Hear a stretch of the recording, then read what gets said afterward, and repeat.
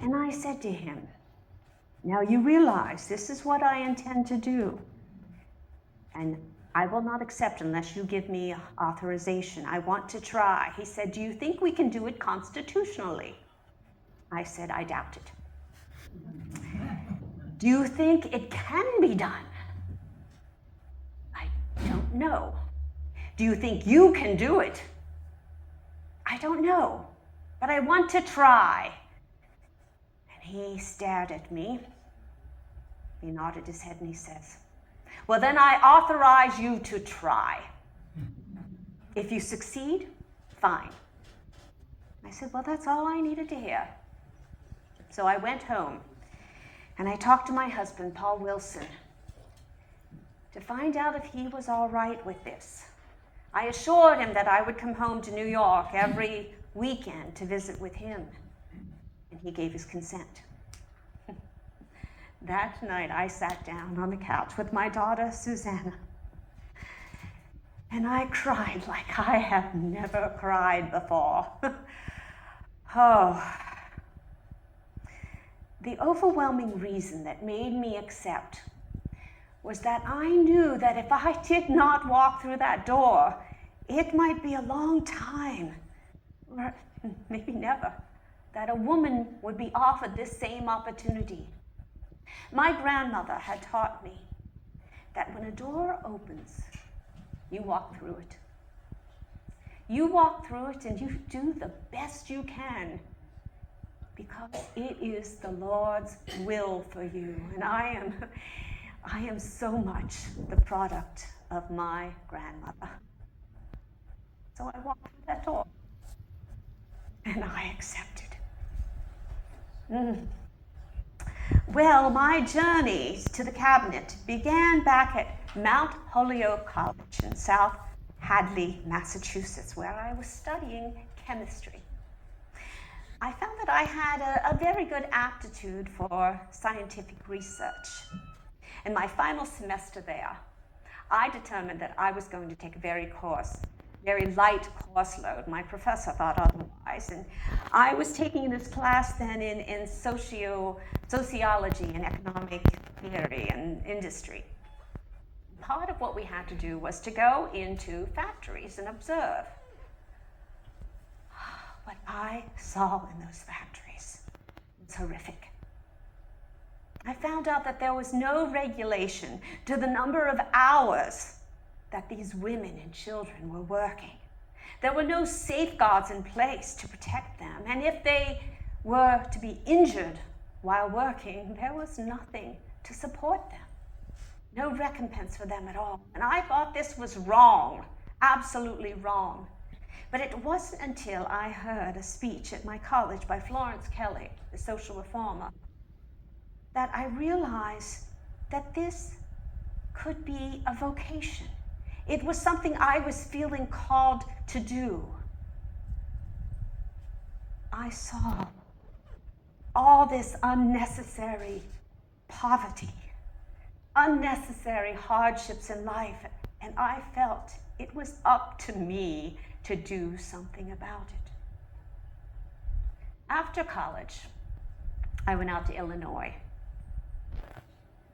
There I was teaching biology and physics. And I also volunteered at Hull House, which was run by Jane Addams. It was a settlement house, one of her ways of getting people in off the street and helping out immigrants to educate them. So I taught them English, and I learned about the raw side of life. I found myself trudging through alleyways and up tenement steps, doing everything possible I could to have rent paid, medical paid for, heat, anything possible, including food for these people so that they could survive. I realized that I needed to do more, and I was then called to Philadelphia, where I was the executive secretary of the Philadelphia Research and Protective Association. As I found out, I was the only hired employee, so I had to collect a lot of volunteers. I had to do that along the way, and what I was researching was these poor girls. These Negroes were coming up from the South looking for employment. And then there were also white girls from Europe who were coming to Philadelphia also to find employment.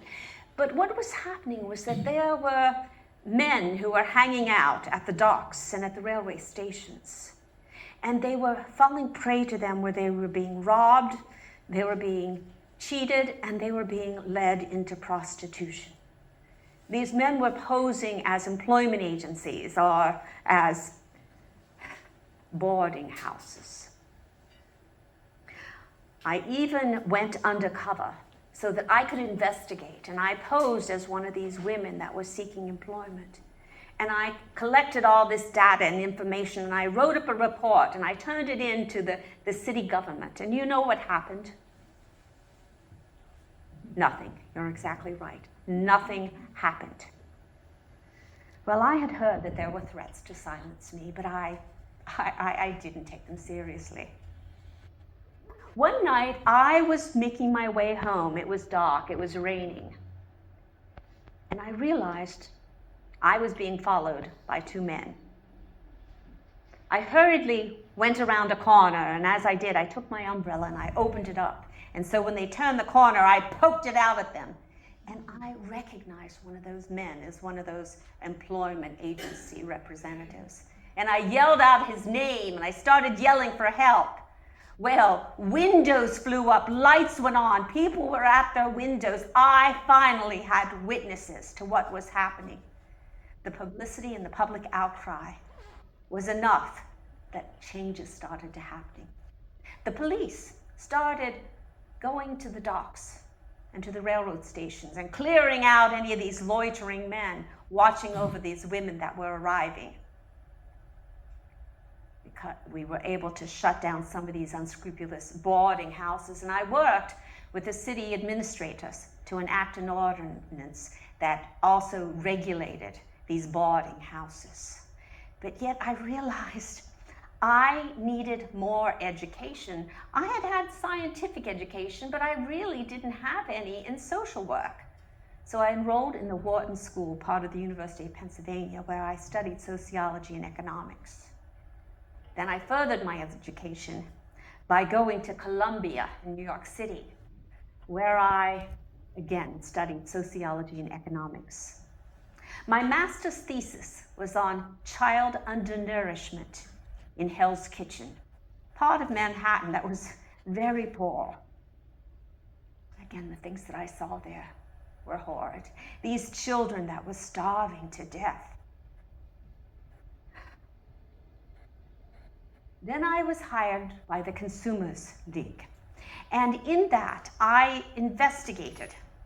I went into basement places bakeries where they were making bread.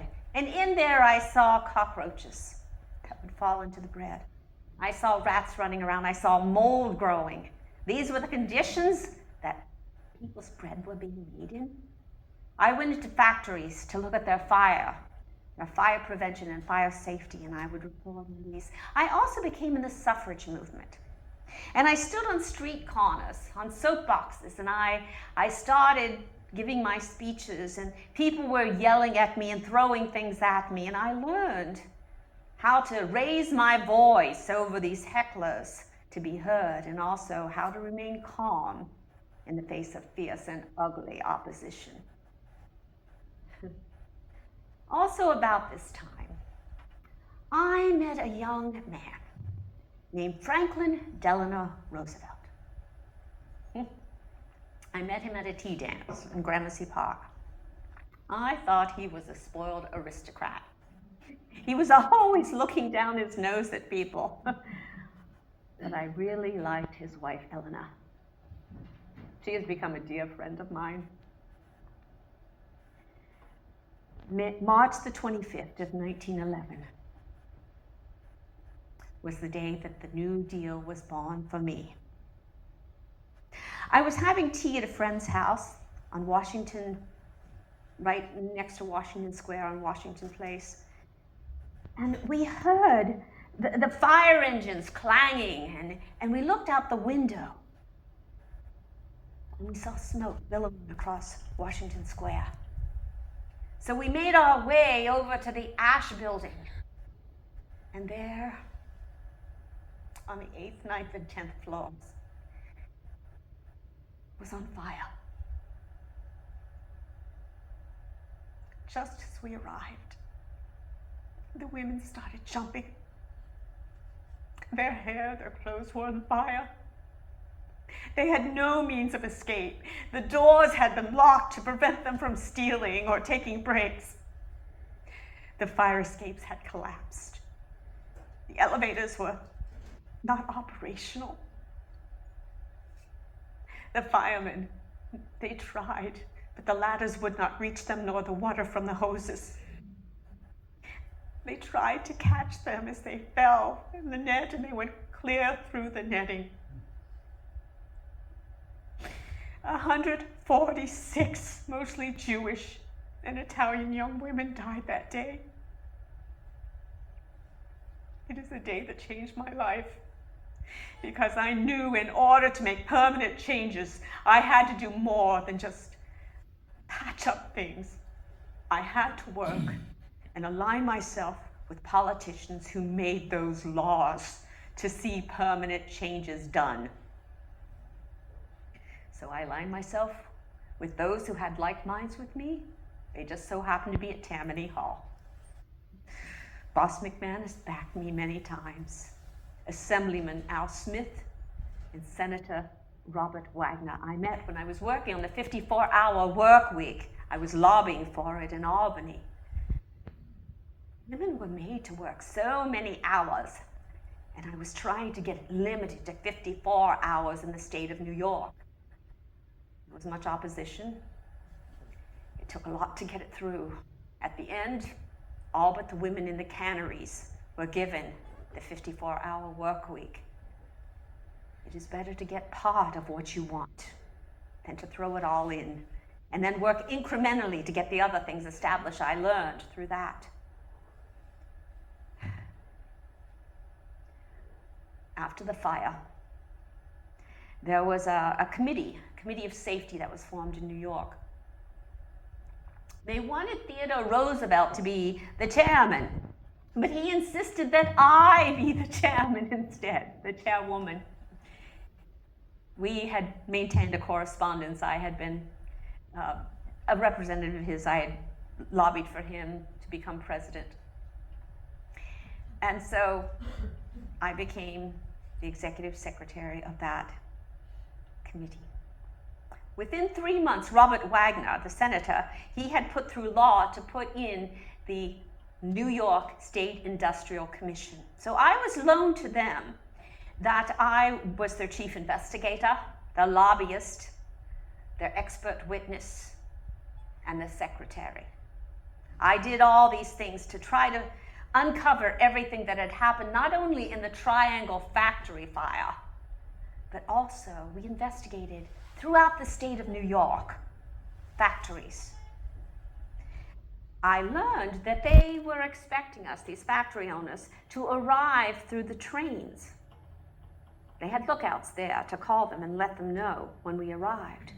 So we went by car instead, and we changed our routes going on back roads, arriving in the wee hours of the morning or the middle of the night to catch them red-handed.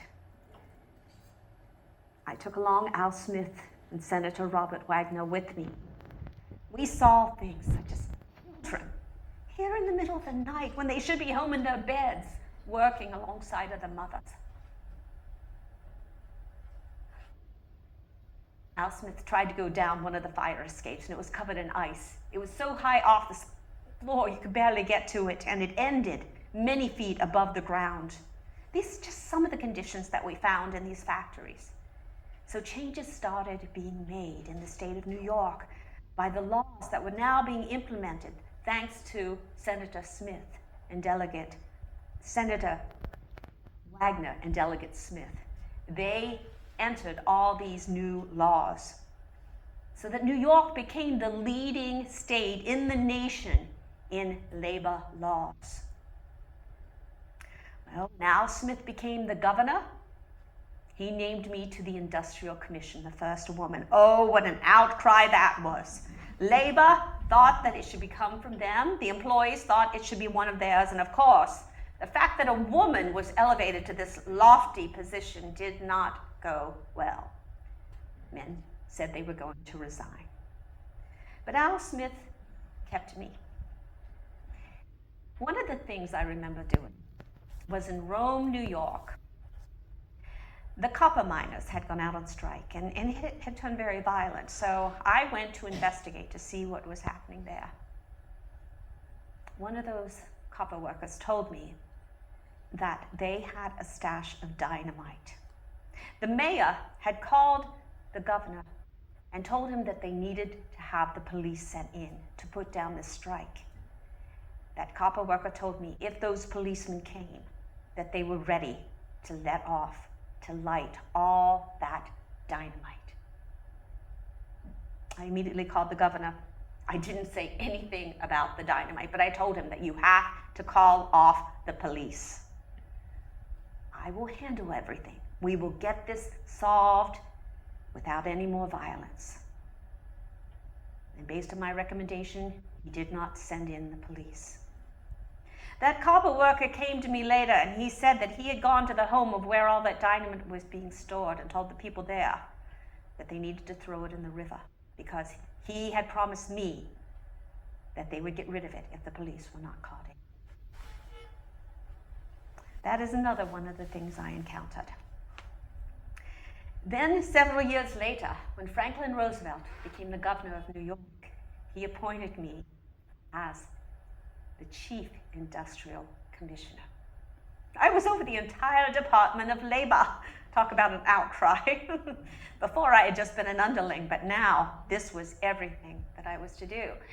I had heard that there was a lot of corruption in this department. And I told the governor that I wanted to clean house. And I said, you know that I may find some of your favorites are involved in this, and I may have to fire them. Do I have your permission? He said, all right. I said, now you understand that some of the people that you really like may have to be fired. Is that all right with you? That is all right. I said, now you understand, you give me permission and authority to fire them. He said, yes, I understand. We understand. I don't know how many times I had to go over this, probably hundreds of times with Roosevelt, making sure that he always understood what I wanted to do, and he fully gave his permission for me to do it, that we were on the same page. He gave me full reign, and I did clean house. He also allowed me to enact child labor laws, to right the wrongs in the workers' compensation laws, unemployment. So I was doing these things for the state of New York and putting it at the forefront, again, of labor laws. So when I went to his home in New York City, he offered me the position of Secretary of Labor. I was not surprised. I really didn't want the position, though. And there were a lot of hardships because of it. There are a lot of hardships that I'm experiencing even now. When I got to Washington, the first thing I did have to do was clean house again, and I mean literally clean house. The Department of Labor was a pigsty. I had to get on my hands and knees and scrub the floors, the walls, the windows, and when I pulled open my desk, cockroaches ran out the size of rats. What was the source of this? Why were the cockroaches being drawn here? Well, what I found out was that the Negroes who were employed by us, that they were not allowed to eat at the canteen. They were not allowed to eat at any of the restaurants within walking distance of the Department of Labor. So they had to eat their lunches at their desks. That very day, I opened up the canteen to the Negroes. Now, not all the the vermin within the Department of Labor were of the animal species. Within the Department of Labor, the biggest budget item was the Department of Immigration. In it was a Section 24. Murray Garson was over that. These men were thugs. They would even go into private parties and raid them and threaten to deport people that were from other countries, even if they were here legally, unless they paid them a bribe. It went all the way up to the former Secretary of Labor, Doak. I had to get rid of them. So I told them that their department had been eliminated because I had lost funding for it. I asked them all to pack the bags and leave. Well, a few nights later, I had returned to the office late and I heard a noise.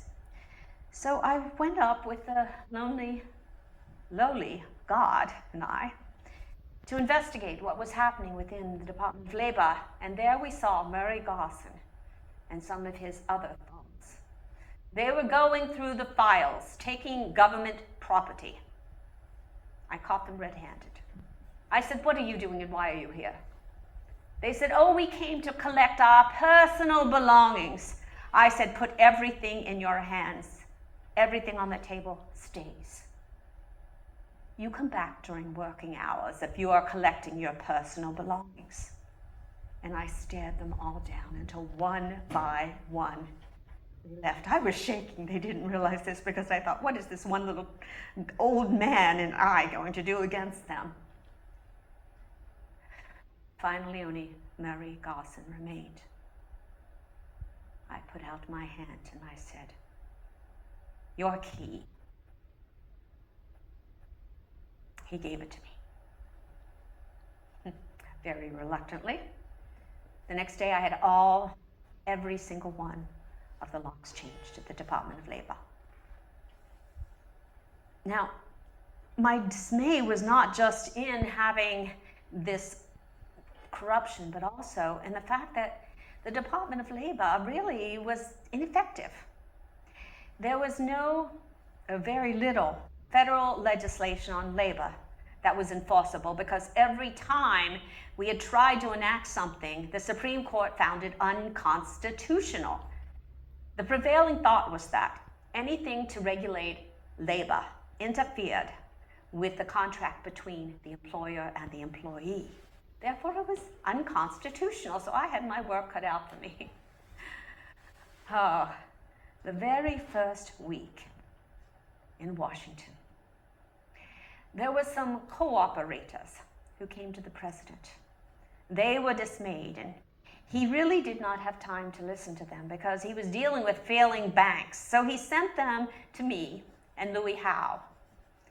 He was over the Department of the Interior, which had the mines under it. And he sent them to us without even any advance notice. These cooperators started talking to us. And he and I sat there behind the tables.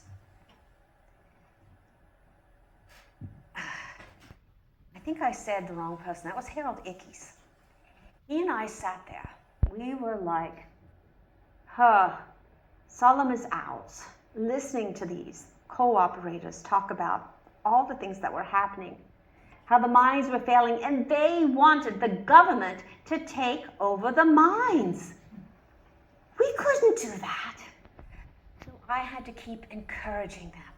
Be of good courage. You can do it. Giving them pep talks all the time. And the thought came to me, dear Lord, I am not worthy. How can I do this? But I knew I had to listen to them. I had to try to figure out what could be done.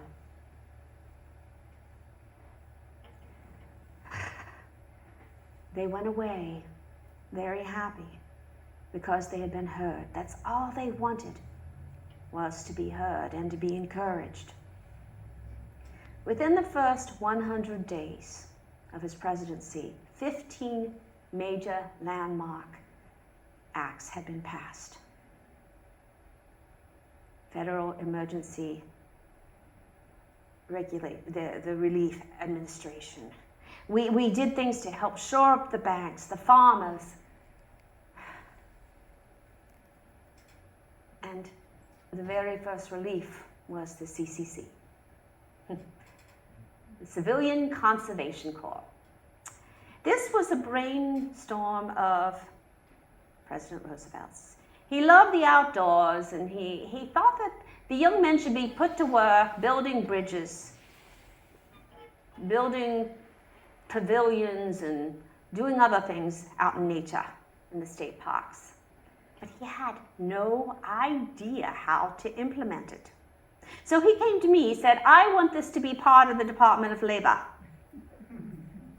I said, we do not have the budget nor the personnel to do this, nor the expertise. So that is when I got Louis Howe. I told you I'd get his name in there. Louis Howe and I got together. And we thought, how are we going to do this? Well, we reconstituted, reinvigorated the hiring department, over the labor, the personnel, and got that going again. And we figured that the Department of Labor, that we could enroll these people, we could hire them and vet them to make sure that these men were the right ones. They had to be between the ages of 17 and 24 and in good health. The Army had the expertise, and they had all of these abilities, and they knew how to manage men, they knew how to clothe them and feed them, and they had personnel who could oversee all the organization. The Department of Interior and the Department of Agriculture were over the national parks and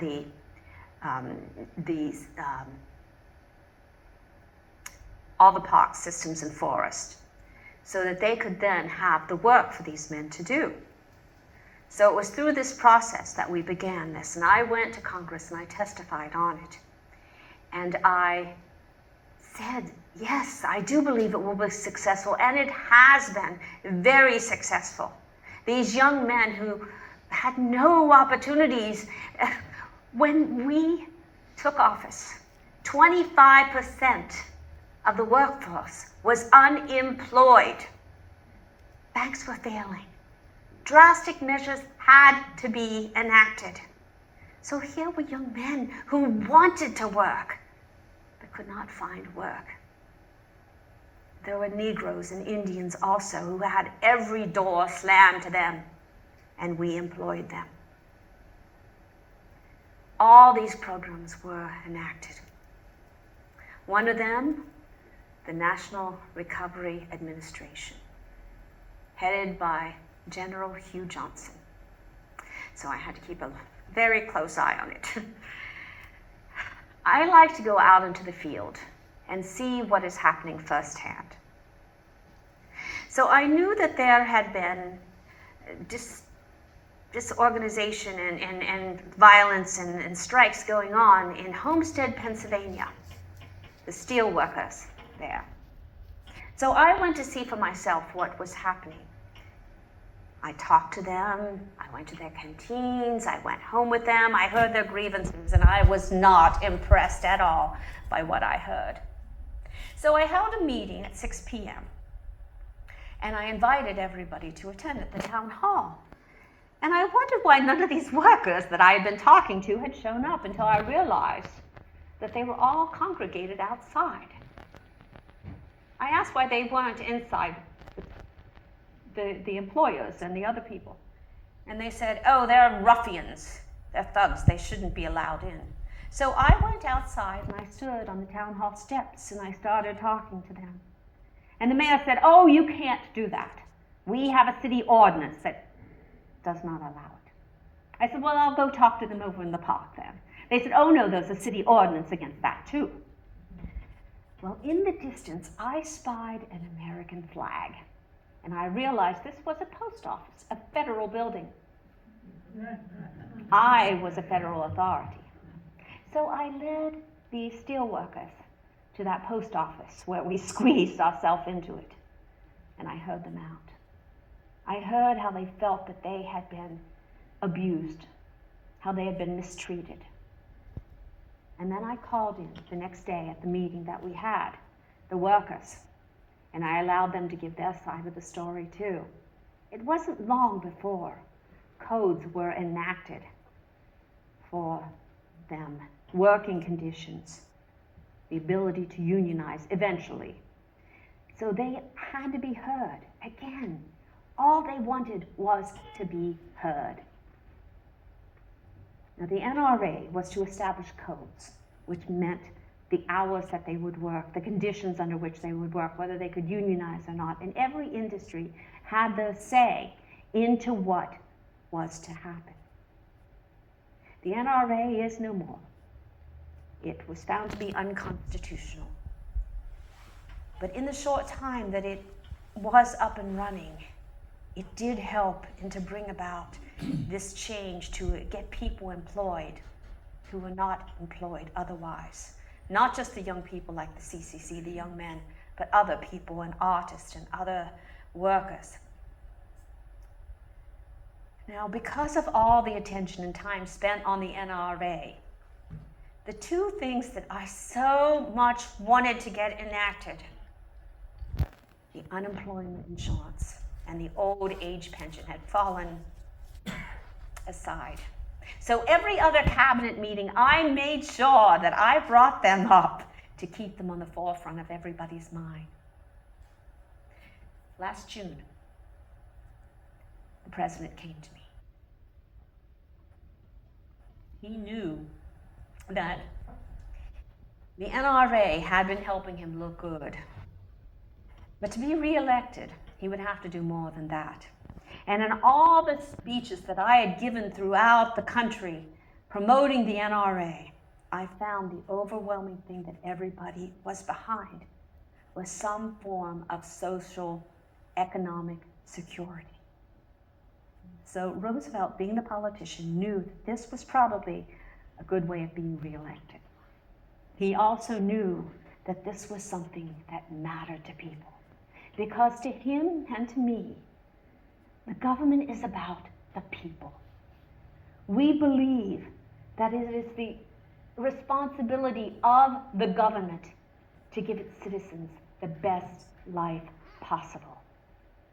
So he came to me and he said that he wanted me to chair the Economic Security Commission. I was able to get 5 cabinet members named to that as well.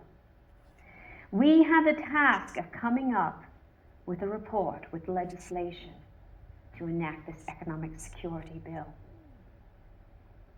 Our biggest problem, of course, how to make it constitutional. We worked all through last summer, all the hot days of summer, arguing back and forth how to do this. One day I was summoned to a tea party. It was to Mrs. Harlan Stone. Her husband was a Supreme Court justice. When you are summoned by someone of that level in Washington, you go, whether you want to or not. I found myself sitting next to the Justice Stone. He looked at me and he said, "Miss Perkins, how is the work on the Economic Social Act going? The Economic Security Act?" I said, "Well, we are actually having a very difficult time trying to figure out how to make it constitutional." He looked around the room to make sure nobody was listening, put his hand to his mouth, cupped it over my ear and said, "The taxing power, my dear, the taxing power, anything can be done with the taxing power." That was it. That's what we needed to know to be able to write this law. It would not be part of any kind of interference in the employment contract, but every employee would pay into it a tax. So we started working some more with this in mind, and I never told them who had given me this cue. Our deadline was January the 1st. And still we were arguing back and forth. A few days before Christmas, I invited the committee to my house, and I locked the doors, and I set a bottle of scotch down on the table. I said, we are not leaving here tonight until we have completed our task. At 2 a.m., we had finally finished with the Economic Security Act. On December the 24th, I, Harry Hopkins, and a few others gave our report to the president. On January 17th, he proudly presented it to Congress and urged them to pass it. A few days later, they began the hearings on it.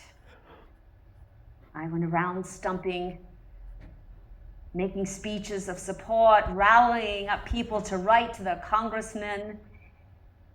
They knew that this was very popular, especially with seniors. Senior citizens vote. So it became very important for them to support it, and it passed. It finally passed in April. Today, August the 14th, 1935, Franklin Delano Roosevelt will sign the Social Security Act. They have changed the name. It is no longer the Economic Security Act, but the Social Security Act. It includes such provisions as workers' compensation, unemployment insurance, child welfare, maternal and child health, pensions for old people, and pensions for the blind. Helen Keller was one that lobbied for that. Unfortunately, one of the things that I wanted on my list, national health care, was taken out. It can be added back in by amendment, we believe. Now, another disappointment to me was that this new administration that they set up for Social Security to oversee it was made its own separate entity and not under the Department of Labor. An obvious slap in my face. But I am thrilled with what we were able to get through. The passage of Social Security Act is a victory, not just for me personally, but a victory for our whole nation now and for generations to come.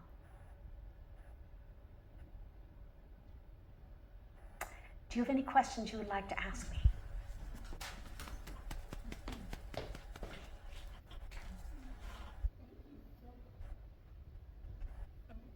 Thank you so much, Frances.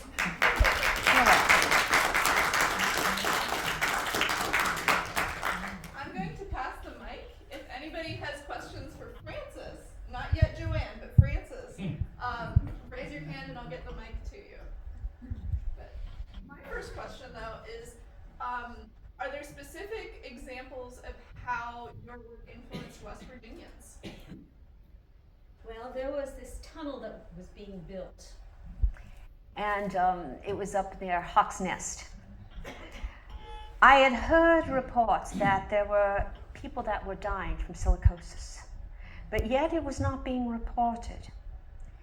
And so I went in and I had it investigated and found out, yes, this was true. We had no idea exactly how many men were dying, because when they became sick, many of them left. They went home to die. But I started enacting laws and reforms to make sure that this did not happen anymore, and that these men were given provisions to be able to be treated medically. That is one, and of course, the Civilian Conservation Corps we had in almost, in fact, every state in the Union, and West Virginia being part of that, had their share also of CCC camps. I heard you have one here in Jackson County, in fact. Right. Yes. Camp Jackson. Yes. Excuse me. Camp Jackson. Mm-hmm. It was a lifesaver, Yes. not only to these young men, but to the families, because of the $30 that they earned every month. 25 when. Exactly, 25 of it went home to their family. So it boosted the economy. They were then able to spend to buy things at the local stores, who were then able to be able to put things on their shelves to supply them with. So it had this effect of not just helping the young men, but helping society as a whole. I just wondered, you mentioned Eleanor Roosevelt, and she, of course, did so many wonderful things. What kind of relationship or friendship did you have with the First Lady? Well, as I told you, I met her in my younger years. But it wasn't until I became the industrial commissioner in the state of New York that I got to actually know her very well. We had campaigned together for Al Smith to become governor and also president. So I met her that way. But when she was the governor's wife, I was often invited to their home for social occasions, just an evening with the family, because the president and his wife loved to just spend time home romping with the children, and I became part of that. Eleanor would have parties, and she would invite me to those as well, and invited me to spend the night, and as happens, she often gave out all the bedrooms to the guests, and I would have to stay in the same bedroom as her. So we became roommates in that way, and yes, we've developed a friendship over the years. Early on, here, I've been having problems with the press, and I learned a lot from Eleanor about how to handle the press, such as having cookies and drinks for them. That helped a lot. Yes. Yes. Any questions? For your service with the Roosevelt administration, what did you do? Well, I'm still presently serving. He is in his first term. I know he would like to run again, a second term as president. So I plan to continue on, although I am not sure about that. Because of situations at home, I may decide to resign.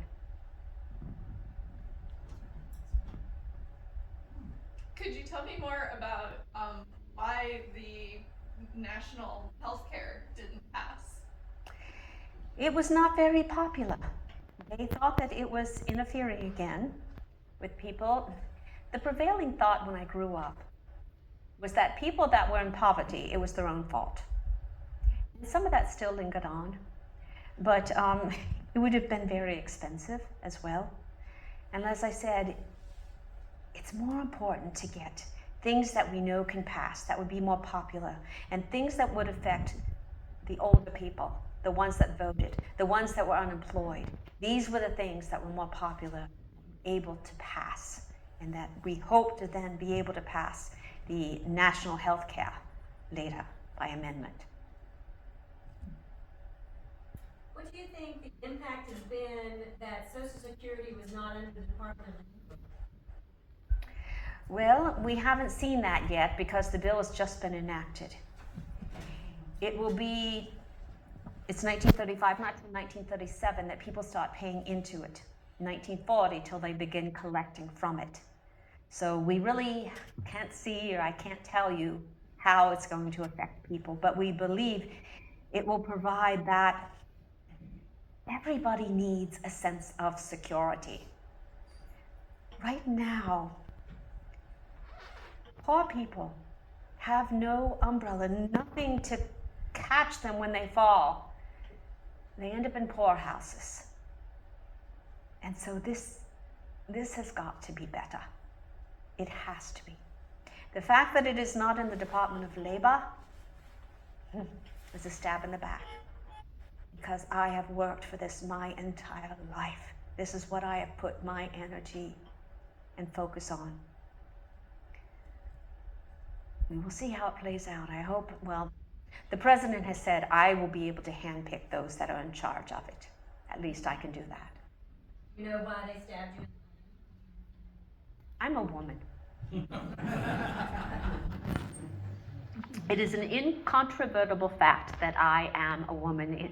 It has only bothered me when it comes to climbing trees. But being a woman, yes, a lot of the men didn't want to see me have that power, to have that influence.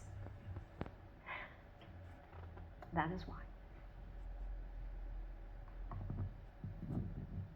Did you and the president obviously agreed on many things?